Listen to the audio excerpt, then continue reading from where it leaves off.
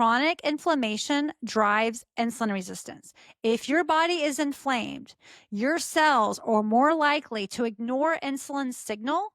And when that happens, you stay stuck in fat storage mode. Seed oils are one of the biggest hidden sources of that inflammation. Welcome back to the Glucose Diaries. I'm Stephanie, and today we're tackling a question that I get asked all the time.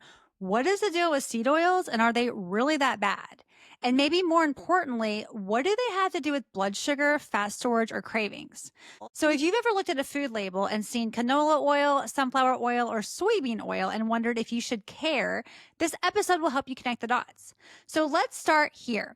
Seed oils are vegetable oils that are extracted, usually with high heat and chemical solvents, from things like corn, cottonseed, soybeans, canola, grapeseed, and safflower.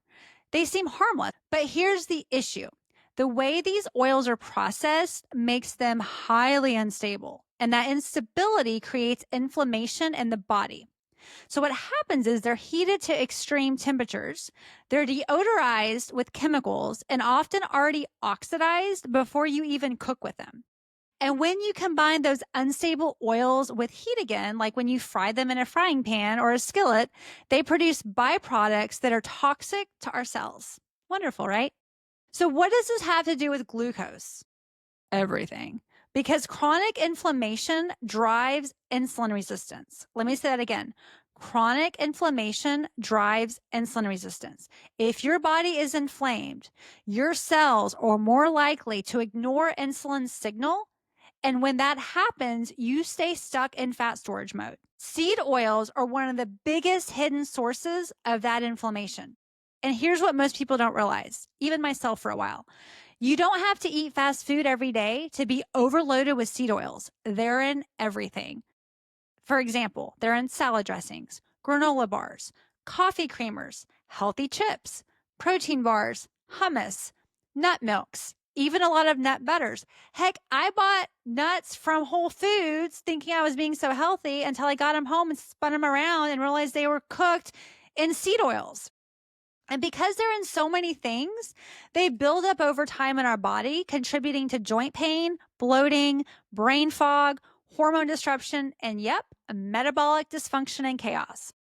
Now, do I think you need to be 100% seed oil free? No, that's not realistic for most people. But if you can reduce your exposure most of the time, especially at home, your body is going to thank you. So let me give you 3 practical ways to start lowering your seed oil intake without overthinking it.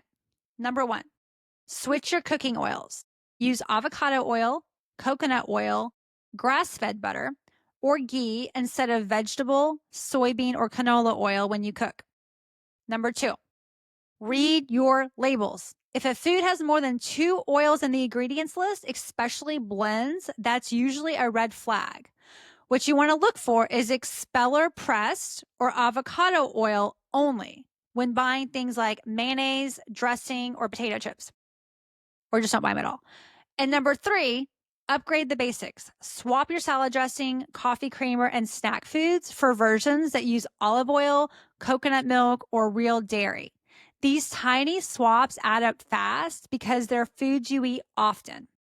So let me give you an example. I looked at almond milk and realized that there's a ton, depending on the brand that you buy, of seed oils in them. So I found an organic almond milk brand that I buy now, but then I also just bought an almond milk maker because it was easy to buy that online, use filtered water, use raw organic almonds, and I can make my own. And that's just one example. So yes, seed oils matter. No, you don't need to be perfect, but the more you swap, the more you lower inflammation in your body, which helps improve your insulin sensitivity, reduces your fat storage, and supports better blood sugar control over time.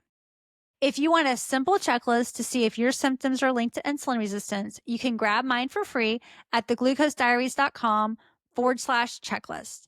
And if this episode helps you understand the food label rabbit hole a little better, be sure to follow the show. Send it to a friend. I've got episodes coming up on meal order, fasting, and pantry swaps that are actually doable. And one quick reminder before I go. I'm not a doctor. This podcast is for educational purposes only, and nothing here is intended to diagnose, treat, or prevent medical advice. But if you've been bloated, inflamed, and wondering why your body feels off, this might be a piece of the puzzle. Thanks for listening to the Glucose Diaries, and I'll see you next time.